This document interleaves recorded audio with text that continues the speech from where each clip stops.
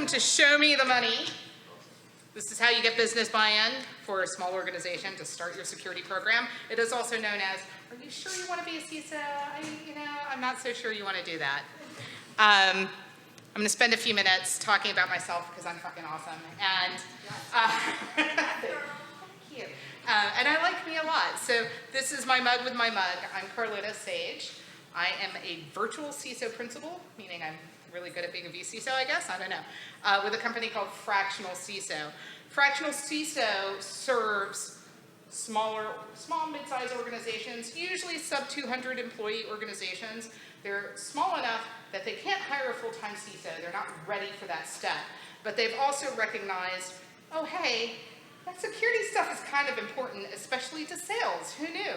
So I'd say of our 30 clients, 30-ish clients, majority of our prospects come to us because their clients are going, hey, I'm interested in your product, but like, are you SOC 2 compliant? Like, do you do anything about security? And that is what drives them to us. That's about 85% of them. The other 15%, the big majority of that is investors or board of directors say, hey, this is cool and all, but I want to protect my money, and you need cybersecurity, so why don't you go hire a virtual CISO firm or something like that?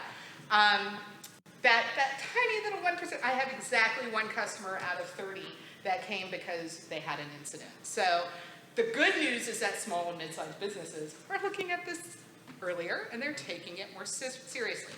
Now, before I was a virtual CISO, because at no point in my career did I go, I want to be a virtual CISO. That seems like a great idea, because nobody knew what a virtual CISO is. You probably, in this room, how many of you had actually heard of a virtual CISO before this weekend? Like, yeah.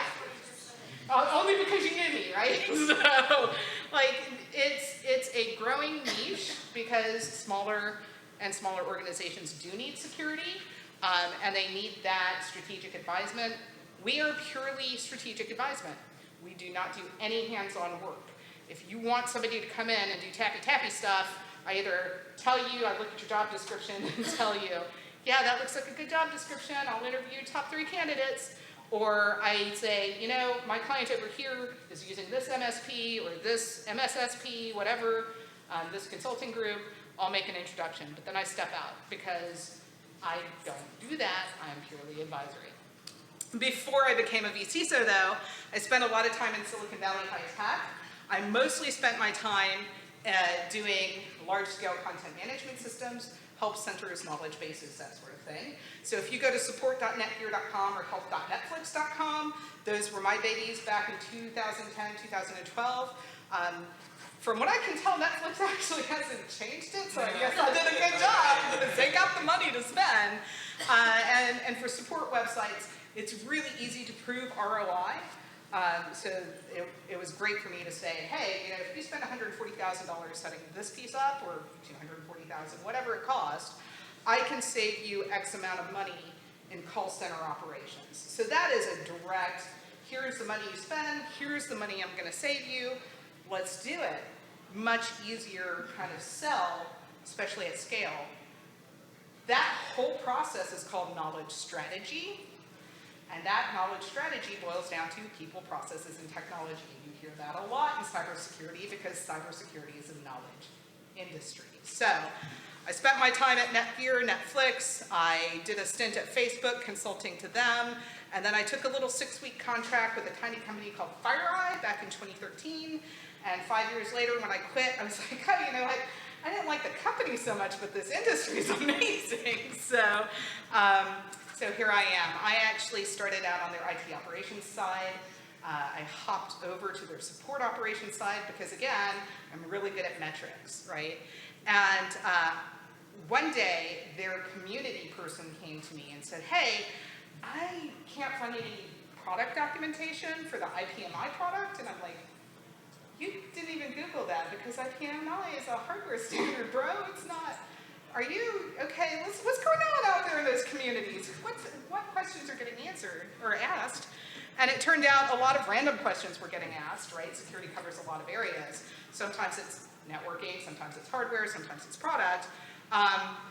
But the community guy was neither technical nor interested in security, so he kind of pissed off everyone in the company, support engineers, sustaining engineers, and they stopped answering customer questions. So I spent my last 3 years at where was I? FireEye, managing the communities and helping dozens, I would even say hundreds of security teams solve problems. So what do you do? Like, not many companies are forward-thinking enough to have that involvement in a community. So there was nowhere else for me to go. It was hard for me to move around inside the company because nobody wanted to be the person that poached Carlota out of the communities. Everyone felt like that would be a bad move, so I was having a hard time getting a job inside the company. And I really just didn't like my boss. So I took off, I started my own company, started doing consulting, was doing virtual CTO work, ended up fell into virtual CISO work. So that's kind of everything you need to know about how Carlota got into cybersecurity. And I give you that not just for context, but because if you're early in your career, I want you to understand that you can come to BCISO or CISO work any different path. There are a lot of paths in cybersecurity. If you're a hiring manager in this room, I want you to understand I'm a college dropout. I dropped out of Auburn University. I was a marine biology major. It took me 13 years to finally graduate from NC State. I did community college in there at the same time.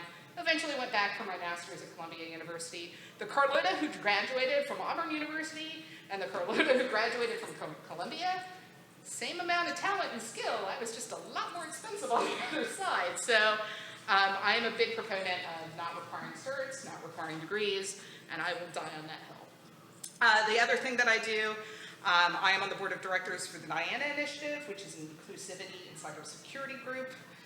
We meet during that Black Hat DEF CON, come see us. And I do a lot of shit posting on Twitter. My meme game has gotten a lot better since I know this Mick guy. And you can also find me on LinkedIn, where I actually post useful information for smaller, mid-sized businesses. So, come on. All right, so that gave you a lot of context. I gave you a lot more context than what you need. Okay, so this is more context. Part of the reason that I created this particular talk is because there are 5.6 million small businesses in the United States alone. That's sub 500 employees. The majority of those have less than 100 employees. They all need to get secure. But we always hear from those vendors and the enterprises for those big scale solutions where people are throwing money at the problem. Those clients that I'm serving, I am their security budget. That's it. Like, I'm gonna have to justify every cost that I ask of them unless they are very well funded. And it's not a bad thing. I'm not gonna knock the vendors and the enterprises, but there's only 500 Fortune 500 companies. How applicable is their model to yours? If you're sub 500 people, probably not at all. Which brings us back to this knowledge strategy, people, process, technology. My clients can't afford that bottom one. If you're in this room, you are probably very familiar with that bottom one. So we're not going to talk about that bottom one. We're going to focus on people, processes, and that data, or if you're in a hospital situation, the lives that you are trying to protect.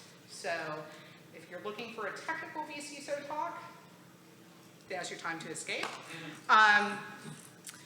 Yeah, so I'm trying to decide how much kind of background. I don't want this to be a sales pitch for my services, but I think understanding what I do for small companies is helpful for people.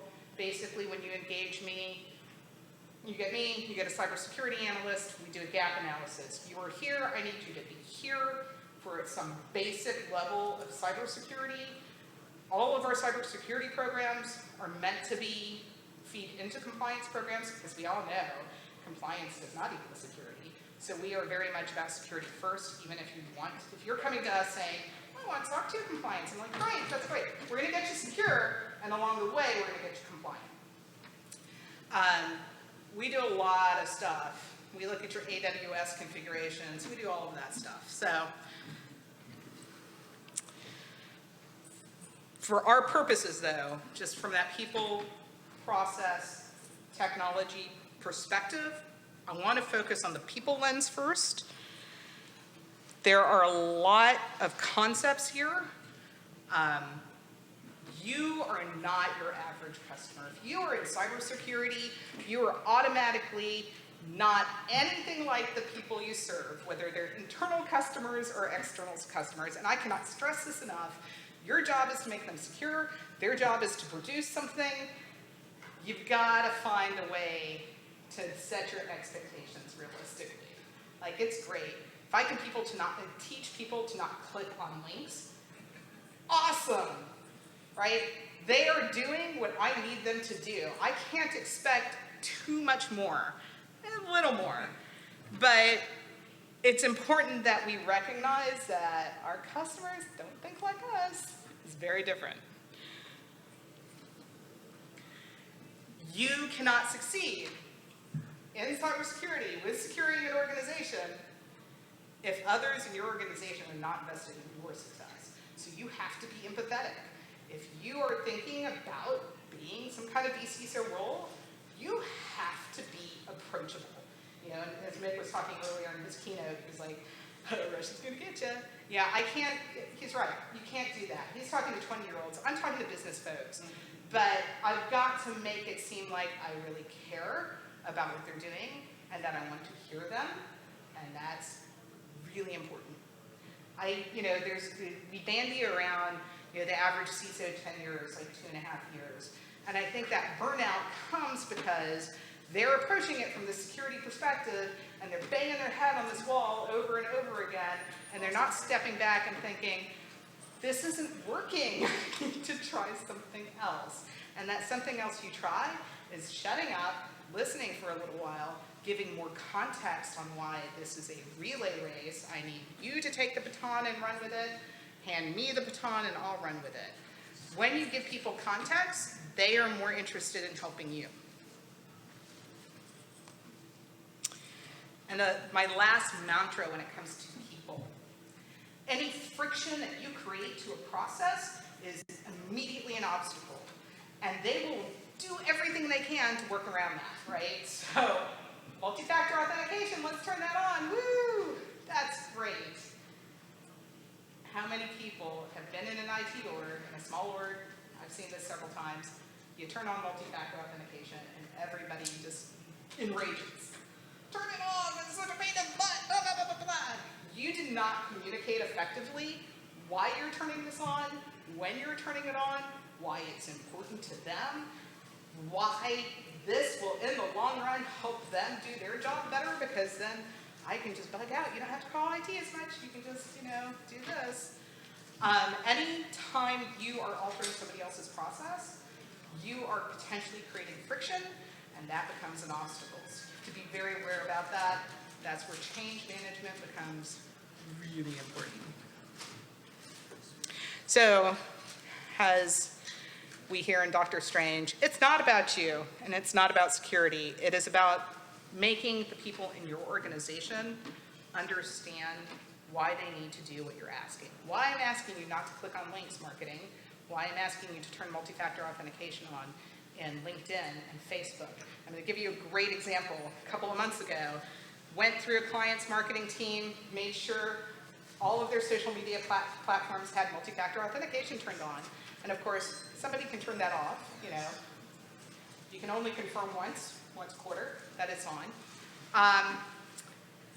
An attacker took over their Facebook ads account.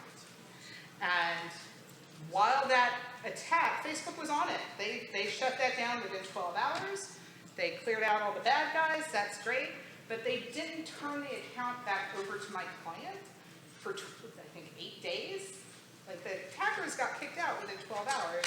They're supposed to turn the account over within 24 hours. In that 8 days, my client is losing, because they are not running Facebook ads, $200,000 a day of revenue, right? For a small business, that's a lot of money. Scale that up, right? This is supply chain that you don't think about sometimes. Advertising, who would think that that's going to be $1 million hit if I can't run Facebook ads? $1.4 million. So think about that. And as it turned out, somebody in marketing went back and turned off that multi-factor authentication, and we were -2 marketing people that following week. So It really is about understanding and empathizing with your audience. And we're going to just stick with me here. I'm laying the groundwork for where we get to the really good stuff. You need to understand what business people care about because they're there to run a business. As everyone points out, security is a cost center. Until you can tie security to sales, which I've done this with clients, how many $100,000 deals are you losing because you're not SOC 2 compliant? Oh, well, why don't you put that in the CRM? Now you have data. Awesome. Now you're tying your cost center to actually generating revenue. Do little things like this, and it does help the business understand how making your job easier makes it easier to sell things. So your executives care about operational costs. These are costs the business know and can plan for,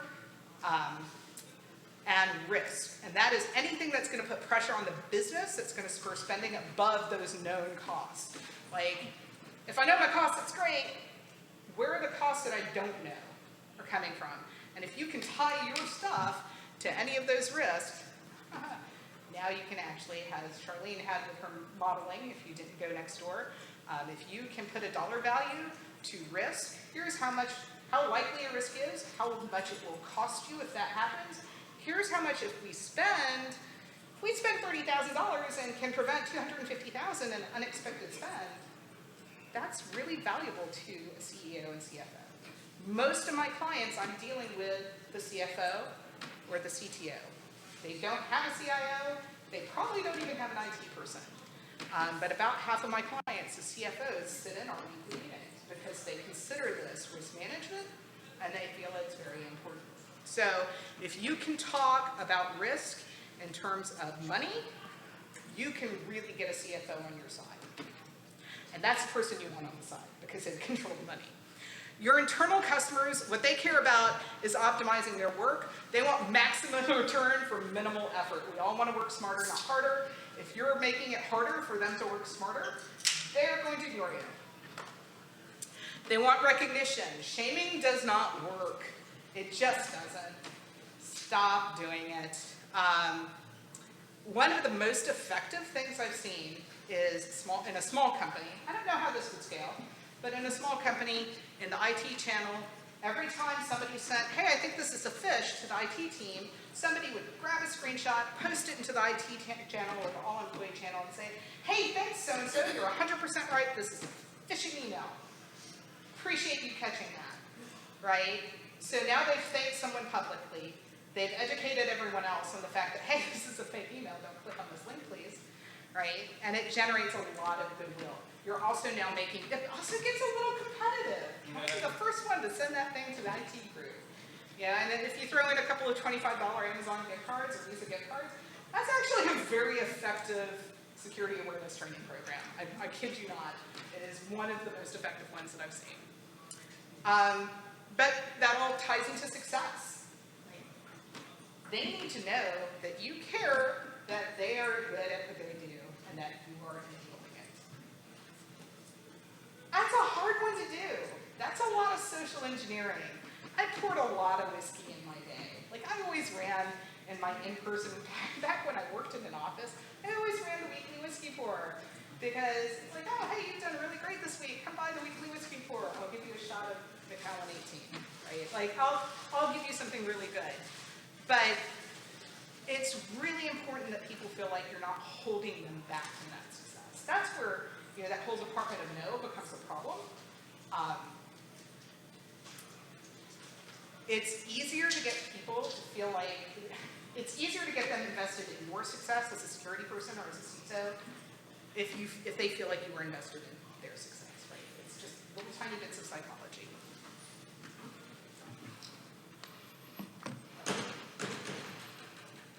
Okay, so people, process, technology, ignoring technology. We've just done people. Process can be a little bit boring, so I'm warning you. Yeah, run. Get the basics done. Like, there's no way around that. Doesn't matter how much fucking security tooling you have. If you don't have your basics done, you are not doing it right, period.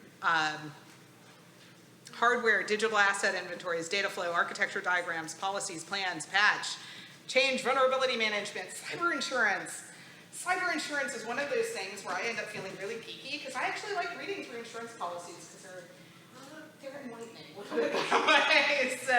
But it's also the nice thing about having a look across 30 different clients is that now when I talk to one of my clients, I'm like, who is your broker? Because your freaking cyber insurance, you're getting twice what my other clients are getting for half the money. Like they're paying $20,000 a year for $1 million cyber insurance, $3 million cyber insurance policy with a $10,000 retention. And the retention is kind of like a deductible, but it's per incident. So if you have 4 incidents, you're paying $10,000 each. You're not paying $10,000 for the year, right? Most of my clients are paying $40,000 for $3 million and $100,000 retention. So if you have a $99,000 incident, you're paying for that entire incident. And if you get another one that's $102,000, you're paying for the first $100,000 and your insurance is giving you $2,000. So you've just paid $200,000 for events, right? This is, like I said, it's really great. But one of my favorite things, I realized that I came from cybersecurity at a different angle from my boss because I'm reading through a cyber insurance policy, and I see that the phone number for the claims ends in 1337, and I start laughing. Like, oh, 1337, that's funny. And my boss is like, why? And I'm like, it's lead. It's lead. Oh, you don't know lead speak. I am in the wrong place. No, yeah, I'm in the right place. Policies and plans seem like a real time sink. They are. I won't lie. It's a pain in the ass to do them. You write them for what you are doing today. Even if you're not doing SOC compliance will really force this. Write policies for what's going on now. Don't have some aspirational, we should be doing it this way in your policy. If it's not, you've got to write to what you're doing. It makes everything a lot simpler. Digital asset inventories. Hardware asset inventories are the easy part. Digital asset inventories are easier now that people are in the cloud. You can just like hit AWS and work its magic. Data flow and architectural diagrams, legit, are the hardest thing I have to do with clients because they want you to do it for them. And I'm like, I don't know your product, man. I don't know your systems. I know the security. You know your stuff. That's how this works. I need you to write this stuff down. I am amazed at how few people can legitimately do a data flow diagram. It's like, box starts here. Data goes from here to there. It doesn't seem like it's that hard, but I don't think I have very many clients that can do it without me actually talking them through the process. So if you can do those diagrams, you've got a great potential to be a CISO. I'm just letting you know. The biggest thing that I've done is a security health model. And I was calling this security maturity at one point. It's not accurate. I don't like the word maturity because it indicates that we're growing and we get better, or we're sophisticated, or we're aged at least. You know, maturity has this connotation that you move in one direction, right? So if you put the CMMC or the NIST maturity model in front of a business person, they have no idea what that means. That is completely meaningless. They're great maturity models for a security practitioner because we have the education that we can look at the model and that's meaningful for us. For a CEO or a CFO, it is not meaningful. Stop using it. Don't throw that stuff. Stop talking security to non-security people. This model is basically, here's what's healthy, here's what's not healthy. Most of my clients are starting somewhere between that left and middle space. And so I've got this piecemeal compliance-driven risk-based. Really, it's ad hoc grassroots. Someone somewhere in an organization is trying to do security, but they're kind of that one person who's doing it. Maybe they're not doing it well, but they're putting that effort in there. That's great. I want to make that person feel really good. That compliance-driven can also be team-driven. Once you've gotten to a point where you've got one person focused and dedicated to security, for my clients, that person is me. And they're only getting me for 3 hours a week, so how focused is it really?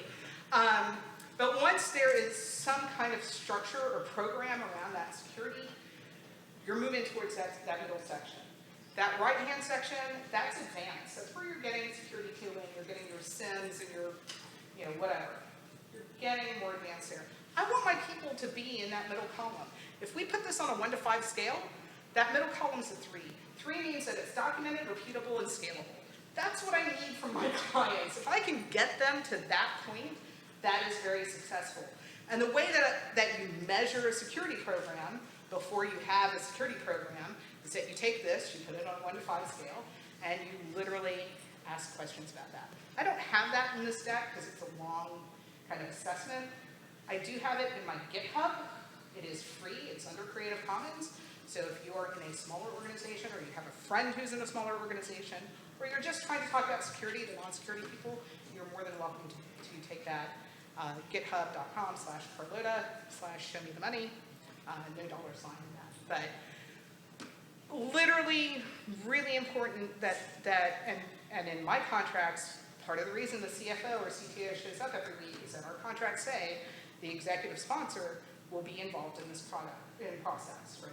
Because we sign 3-year contracts. We want you to understand security is a process. It's an ongoing need. It is not a project. It is not one and done.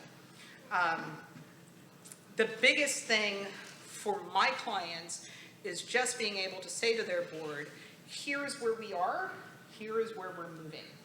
Oh, here's where we were last quarter, here is where we are now. And if they can do that with little check marks on this chart, that's fine. Whatever it takes to start communicating security at a very simple level, but meaningful. Like, this is a lot of verbiage, but it's helpful. I've never seen a C-suite look at this and their eyes glaze over. They look at this and go, oh, I see the green side, that's where I really spend money, right? No, I guess that is where you really spend money, because that's where the real tooling comes in. But it's also a lot less scary when I tell a client who's only got 50 employees, I just need you to be yellow. I just need you to be a 3. I just need you to write stuff down, make it repeatable, and make sure that it's going to scale as you grow.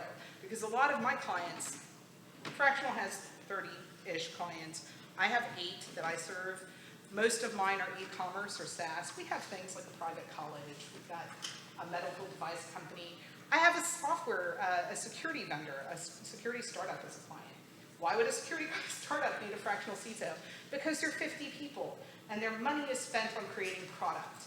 But they also understand if we don't have a program, we're not going to sell to the bigger clients, right? So we set up their program, we're going to help them hire their first CISO, send them on their way. It's a lot less scary for me to say to a CFO, I need you to be a 3. I don't need you to be a 5. I need you to be a 3. I need the security company to be a 5 because they're a security company. I need the person who makes a physical security product for airports. I need them to be a 4. I need my auction website to be a 4. But most clients, I just need you to be a 3. You just got to take the fear out of security. You've got to make it accessible. Once you take out the fear and you make it accessible, you get them on board. Now, once you have leadership on board, it's a lot easier. There's a certain amount of trickle down, and there's a certain amount of grassroots pushing up. If you can get kind of both ends and work towards the middle, you will be very successful.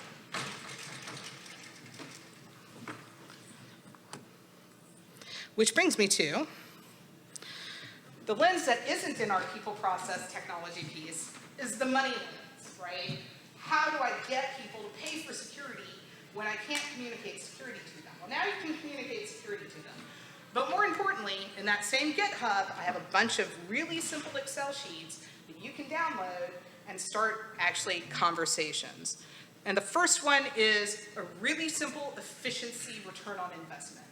So if I'm saying, I want to spend $30,000 on a piece of security tooling, what is it really getting us? It's getting us more secure. Okay, it's giving us back 15 hours a week, of 8 employees, 15 minutes a day of 80 employees.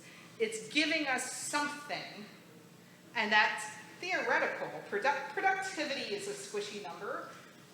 I've never had a CFO come back and go, I just don't believe this. I've had them adjust the numbers, because to them, time is money, and they will make these numbers work in a way that's meaningful for them. So if you can say, I'm going to save people money or time, you can say, I can save people, or I can save you, company, money. This is a really simple way. This only works in an additive sense, like if I'm trying to layer something in take a manual process and take that into something more digital, more automated, this is a calculator that works really well. If you're trying to justify hiring, you can still do it with this calculator, but if you're trying to do a RIF, this is not the calculator that you should be using. So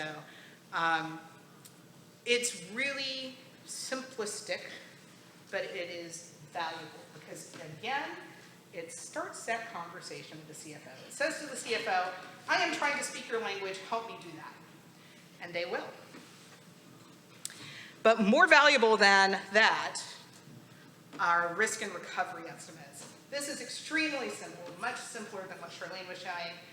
But for 50, 100, 200 person organization, being able to say, hey, if my internal applications are not available, this is what it costs us in productivity per hour, per minute, whatever. Here is our net productivity loss to a 60-minute incident. $3,250 doesn't sound like a lot, especially if we're talking about a 100,000 person company, but to a 50-person nonprofit, that's a lot of money, right? Incident response costs, I think Adrian Sanabria had originally posted his version of just what an incident costs your security team. You can actually map that not just to that security team, but to the entire organization or the affected organization. And then your recovery costs. Your recovery costs become really important, again, because of those operating costs. If I know my operating costs, my risk are the costs that put pressure on that and make me spend money I wasn't planning to spend. Your recovery costs, if you know you have a system that needs to be changed, maybe it's legacy software, this is what this system is costing us. Here's the risk of it getting breached. Here's what it will cost us to move that system somewhere else. Now I can either plan for that cost for next year, right? This is how you solve some of that technical debt when they're small and it's easy to solve. Here's what it's going to cost if we do it under pressure of an incident, right? So let's give people those tools of, it also just sets that expectation of there is a cost to not doing security. If you can get your CFO to buy into there is a cost associated with not doing security, and you can say, and if we do that, here's what it's going to cost. You can start building that security cost into your budget. Is that reasonable? Does that sound reasonable? I've had one CISO push back on this and go, attackers don't care about your budget. I'm like, you're going to burn out because your CEO cares about your budget a lot. And yeah, your attackers don't care about a budget or your roadmap or anything. But if you're going to your CEO and saying, well, the attackers are going to do this, I need $100,000, your CEO is you're probably frustrated because they're saying no. If you can put some numbers to that, this is what it's going to cost. Here, as Charlene was saying, here's the likelihood of an attack. Here's what it's going to cost you if it happens. Here's what it's going to cost you to prevent it. You get a lot easier buy-in. That conversation becomes much more collaborative and much less combative, right? If you're a sufficiently small company, if you're a 50, 100-person company, one of the things that sometimes there is still a hurdle, they'll look at these and they're like, this is helpful, we'll plan it for next year. One of the conversations I end up having with people is, how often do you change your laptops? And most organizations now accept that technology moves fast enough that I need to give my internal employees a new laptop every 3 years because the technology has changed or it's just worn out. So every 3 years, we just build that into our operating cost. And that's the important part. Operating cost is expected, right? If we just build that into our operating costs, we're fine. Okay, well, are you a Mac shop? Are you spending $1,500 every 3 years? How about we spend $500 per person per year on your most basic security tools? That makes them stop because it's like I've just admitted that technology changes and that I'm willing to do that. Are you willing to spend as much money as a laptop every 3 years to secure your small organization? That's a much more basic and simpler conversation to have. If you're not, especially if they don't have a CFO, if you're working with a client that's small enough that your COO is not from a CFO kind of background, they don't have the economic background or the finance background, you might have to change tactics there. That conversation becomes very successful because once you can get them to say, all right, you're a small organization, you're going to spend $500 a year, let's talk about what we can get you for that. Now you've grown a little bit, now you've gotten a little more, a little more investors maybe, maybe you've got a little more revenue being reliably generated. Let's talk about upping that. From my experience, and this is purely anecdotal, if you're a 100-person company, you should be spending $1,000 per person per year on security tooling. As you get bigger, that number drops because there's an economy of scale. That's why enterprises can afford to do their own stuff. But if you're a very small company, I'd love to see you spend $1,000 a head just to secure your organization and build that into your operating cost model. If I can get you to spend $500 a head, that's still a win. If you're trying to talk me down to $250 a head, maybe I don't need to be working for you anymore because there's not much you can do there. There's a lot of things that you can talk about. Here's how we're going to spend our time for the first few months securing the pieces that you have now. But once you've gotten the basics locked down, now you do have to have those money conversations on, no, really, I do need. Maybe you need, for a small organization, something like an article for Expel, security as a service, SOC as a service, that kind of thing. There's a lot of things that you can do by playing with numbers. Oh, my timer just, okay. We're doing pretty good. So, are there any questions at this point? Has anyone had an experience where they're trying to set up a program? Do you want me to go more on the operational side of the health model? Are we good? I know this is a lot of like really high level, really boring information, but. I thought this was interesting. You like, yeah, so. It makes sense. Yeah, it's really simple, sure. Have you seen one of those things? I saw it one time and then I lost that link, so I never saw it again and I hated not being able to find it. But this guy had something like a IT shop in a box. Okay. For like, for people just starting out. Yeah. And he had security stuff all built in. So, if you are starting out with a new company, this is what you do, step one, step two, step three, which is almost like what you are doing here. Yeah.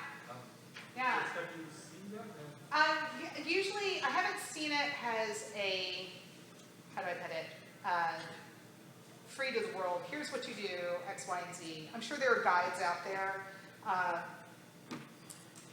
Usually an MSP is trying to bake all of that in as part of their service offering, so it becomes a sales pitch.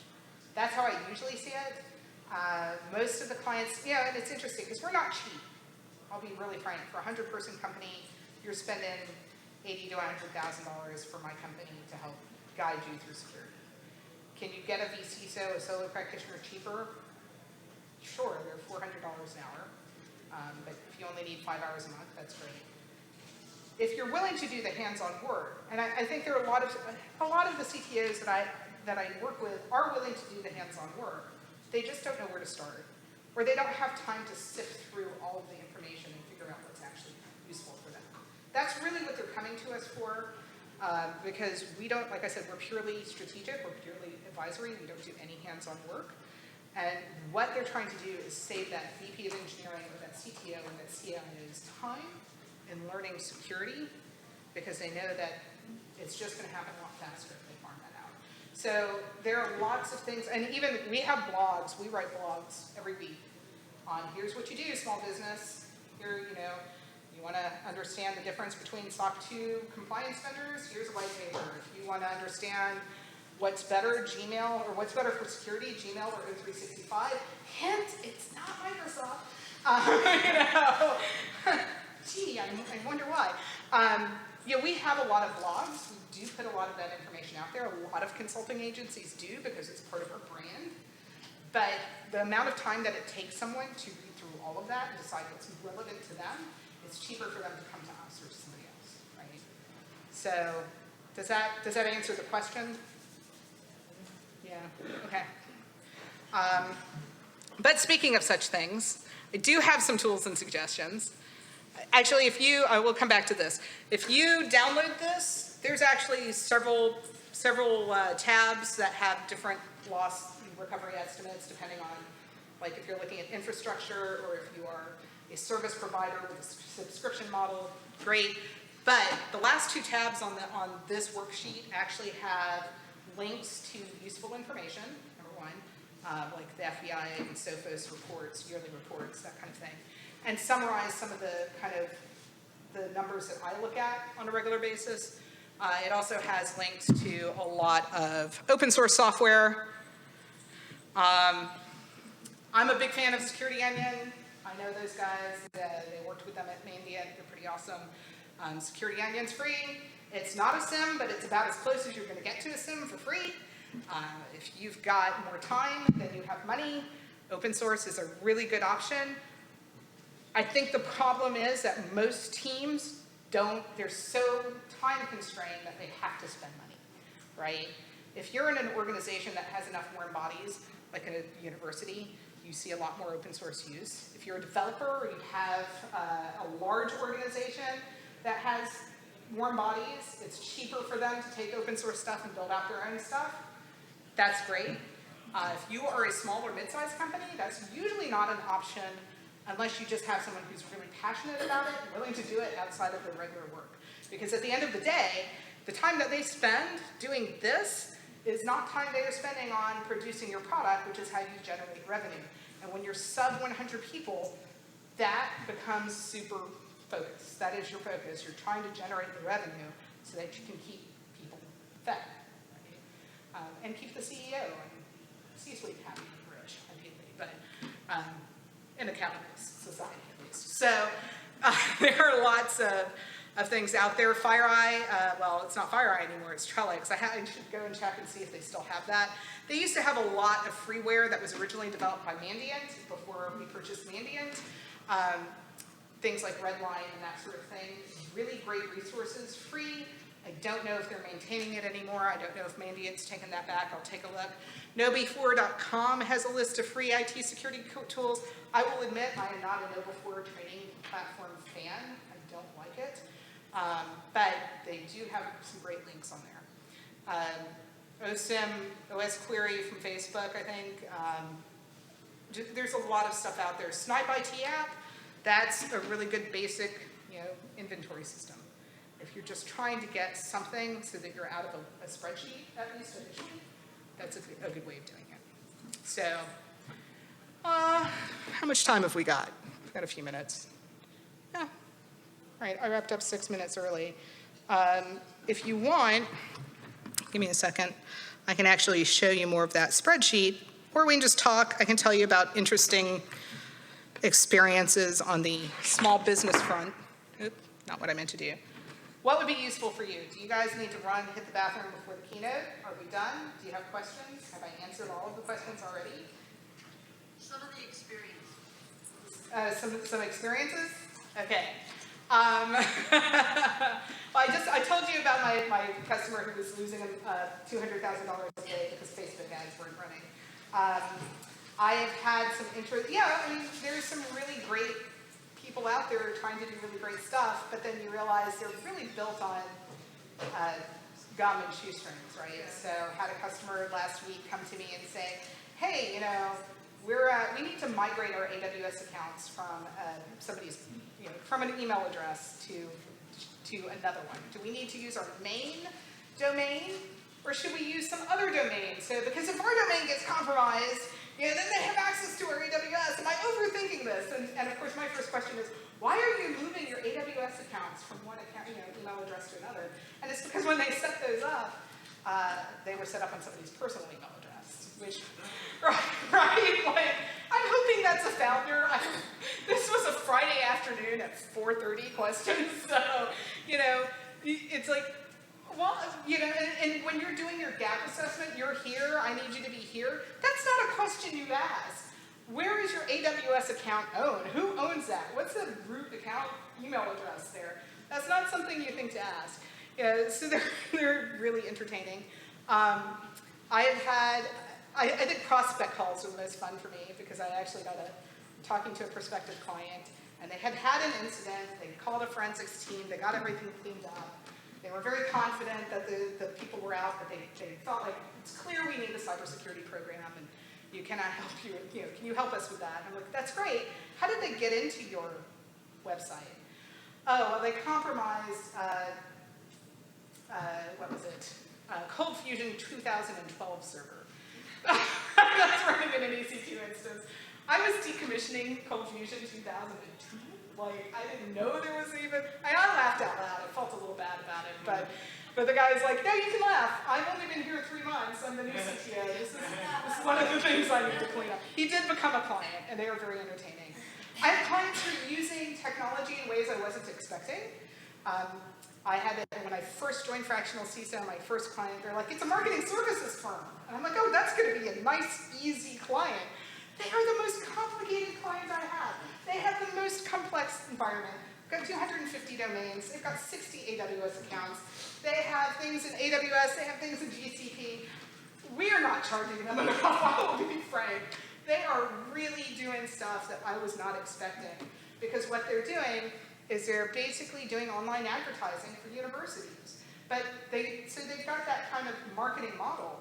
But where they're really making their money now is that they go, okay, if this student comes to us, we're not going to charge you for the click. We're going to take a percentage of their tuition, right, the entire time that they're enrolled, but we're going to make it beneficial to the student. They actually have basically a call center that is a white glove call center for any of the students that are enrolled through, having come through their marketing programs. So if that student has a problem with getting their financial aid, this company will actually call the bursar's office and go, hey, I want my money, so we got to get this student sorted out, right? This is not how I was expecting a marketing services firm to be running their company. I have a company that runs online auctions for live auctions. So like Sotheby's is the one that everyone knows. It's not necessarily their client, but when Sotheby's, Christie's, whatever, has an in-person live bidding auction, and then you'll hear so-and-so from the online, we have a bid from the online auction. This is one of the like 4 companies in the world that do that. They have taken, with the pandemic, they've taken their physical locations, and now you can actually bring the artwork to them. They will scan it, and they will not only scan it to produce the online image for the auction, they will mint an NFT as a part of the provenance. So if you have the art and you have the NFT, you own the art. If you have the art, but you don't have the NFT, maybe the art's stolen. And that is like the first time I've actually heard of NFTs used in a useful way. But it's tying provenance of a physical object, right?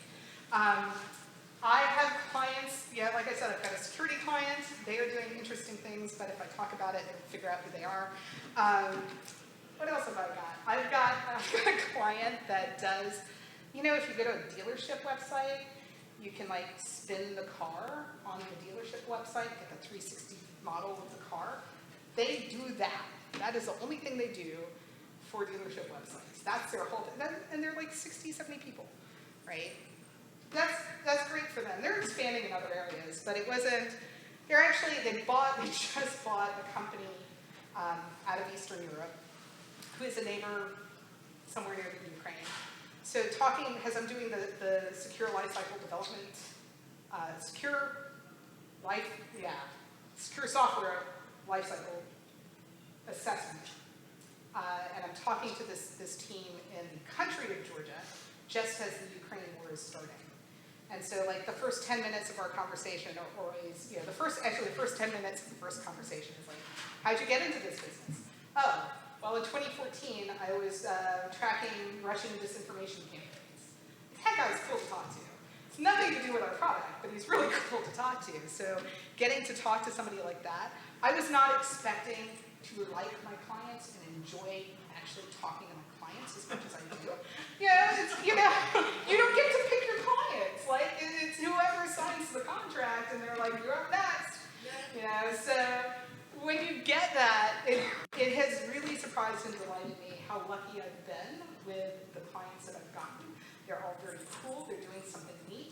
Sometimes they're doing interesting things with technology to do things that you weren't expecting, like the client that sells hair care products. really not interesting to me. As you can tell, my hair's a mess. I don't care about the hair care products, but what they're doing to sell the hair care products on their e-commerce site, that's interesting. E-commerce is a really different bag, too, from a security model. Because, you know, your end client, your consumer, doesn't care if you're SOC 2 compliant. They really only kind of care if you're secure at all, and that, you know, maybe their credit cards will get popped. But if that happens, that always happens, no big deal. We've become consumers are immune to that. So they have actually a lower bar. So if you're an e-commerce site coming to me, actually wanting to do security, I actually have to kind of go, good job, your CTO actually seems to care. But, you know, so when you have to treat them a little bit differently. So we ran some scans and said, hey, you've got some open S3 buckets that we don't think should be public, you know. And they looked at it and, oh, don't care. I said, oh, but you don't care. Okay, well, here's a risk register. Here's what the problem is. Here's what we recommend. Sign that you accept that risk. I want you to put your name on that CTO. And then all of a sudden he cared. Like when I wanted him to sign off on this, suddenly it's like, give me 2 days to research that, you know? So it's very interesting, kind of the different personalities you get. Like I said, I'm dealing with CTOs, CFOs, VPs of Eng. The CFOs are very much about the risk. They get it. They're on top of that risk. The technology doesn't necessarily make sense to them, but if you can learn to talk in risk, you can get a lot more done with securing a small organization. So I think those are the most entertaining discussions I can have without ruining client confidentiality. So, any other? We've got 5 minutes left, and I'm happy to call it there if there are no other questions. Good? All right, go get a water before the keynote starts. Thank you.